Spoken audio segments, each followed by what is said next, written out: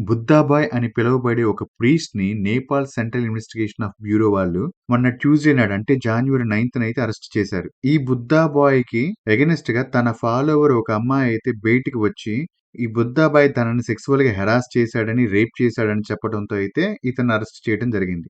అసలు ఈ బుద్ధా బాయ్ ఎవరు? ఈ అరెస్ట్ అన్నది ఎందుకింత వైరల్ అయింది? ఈ బుద్ధా బాయ్ అసలు పేరు రామ్ బహదూర్ భోంజన్. ఇతనికి 15 సంవత్సరాలున్నప్పుడు అంటే 2005లో ఇల్లు వదిలేసి తనకి దేవుడు కలలో కనపడ్డాడని, కనపడి ఫ్యామిలీని అందరిని వదిలేసి రావి చెట్టు కింద దేవుడిని ధ్యానం చేయాలని ఆదేశించినట్టుగా అలా బయటకు వచ్చి తన గ్రామానికి సమీపంలో ఉన్న ఒక అడవిలోకి వెళ్లి దాదాపుగా 10 నెలలు ఎటువంటి కదలిక లేకుండా, ఆహారం లేకుండా, నీళ్లు లేకుండా ధ్యానం అన్నదైతే చేశాడని అక్కడి లోకల్ ప్రజలైతే నమ్మారు. ఇది ఎంతవరకు నిజమో తెలీదు. కాకపోతే అక్కడ లోకల్ ప్రజలందరూ నమ్మి తనని బుద్ధాబాయిగా ఫేమస్ చేశారు. ఆ ఇన్సిడెంట్ తర్వాత చాలా మంది అయితే ఇతనికి ఫాలోవర్స్‌గా అయ్యారు. అలానే ఇతన్ని బుద్ధుని యొక్క పునర్జన్మగా కూడా చాలా మంది భావిస్తారు. అందరూ కాదు.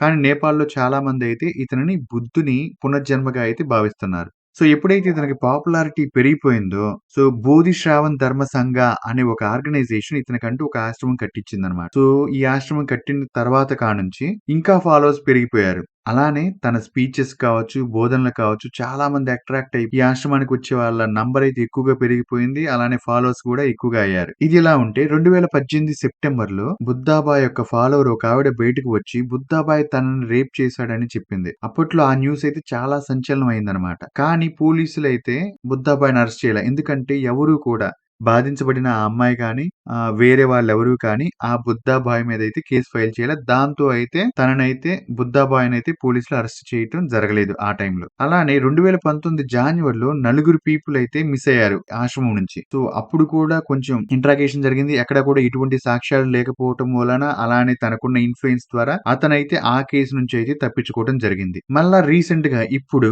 మొన్న జాన్యువరి 9థ్‌న ఒక అమ్మాయి వచ్చి కేస్ ఫైల్ చేయటంతో బుద్ధాబాయ్ తనని సెక్సువల్‌గా హెరాస్ చేస్తున్నాడు, రేప్ చేస్తున్నాడని కేస్ ఫైల్ చేయటంతో అయితే తన ఆశ్రమం మీద రైడ్ చేసి బుద్ధాబాయ్‌ని అరెస్ట్ చేయటం జరిగింది. మనం ఎన్నో సంఘటనలు చూసామండి. అంటే దొంగ స్వామీజీలు, దొంగ బాబాలు ఇటువంటివి ఎన్నో సంఘటనలు చూసాము. ఇంకా చూస్తూనే ఉన్నాం. అయినా కానీ మనకెప్పుడు అయితే బుద్ధి రాదు. ఇప్పుడు ఎవరైనా దేవుని గురించి స్పీచెస్ గాని, బోధనలు గాని ఇస్తున్నాడంటే తనని జస్ట్ గురువుగానే చూడాలి తప్ప ఈ జనాలంతా ఎలా చూస్తున్నారంటే దేవుని కంటే గూడా ఈ బోధనలు చెప్పే వాళ్ళని ఇంకా గొప్పగా పూజిస్తున్నారు. వాళ్ళకి ఫాలోవర్స్‌గా అయిపోతున్నారనమాట పిచ్చిగా. సో, ఇటువంటివి తగ్గించుకోవాలి. వాళ్ళేదన్నా మంచి చెప్తే వినాలి. వాళ్ళని ఒక టీచర్‌గా, ఒక గురువుగా రెస్పెక్ట్ చేయాలి తప్ప, వాళ్ళకి అంటే ఆశ్రమానికి వెళ్ళిపోవటం, ఆశ్రమంలోనే ఉండిపోవటం, పెళ్లి చేసుకోకుండా వాళ్ళకి సేవ చేసుకోవటం, ఇటువంటివైతే చేయకూడదు. దీని గురించి మీరేమంటారో కామెంట్ చేయండి. Thank you.